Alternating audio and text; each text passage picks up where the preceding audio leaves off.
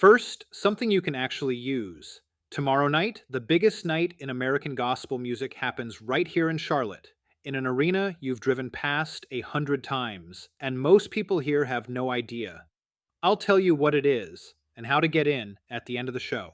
But first, this is CLT Daily. I'm Steve Babulis. It's Friday, August 14th, your independent daily briefing for the Queen City.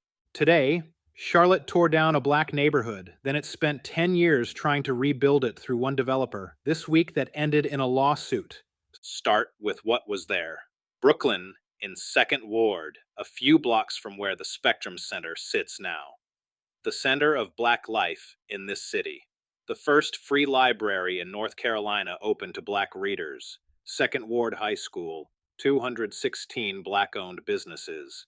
Between 1960 and 1967, the city cleared it. 1,480 homes came down. 1,007 families were moved out, mostly to the north and west sides. Most of those businesses never reopened. In 2016, Mecklenburg County picked a developer to build something back on that ground.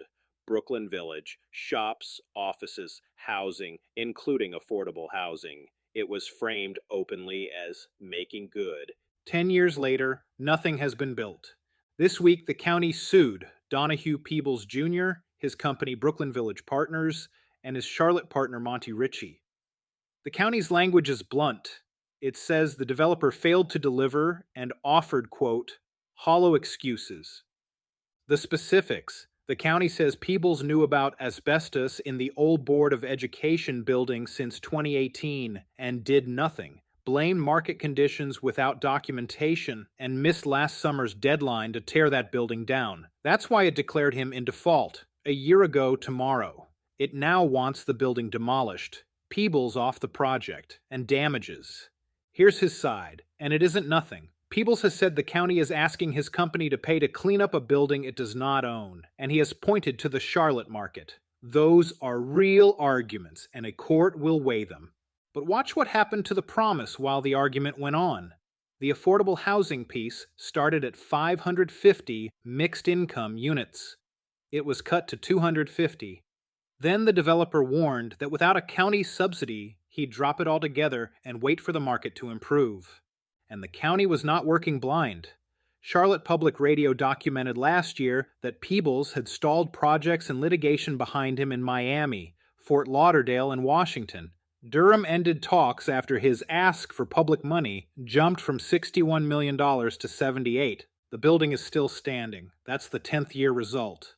All right, here's what else you need to know today.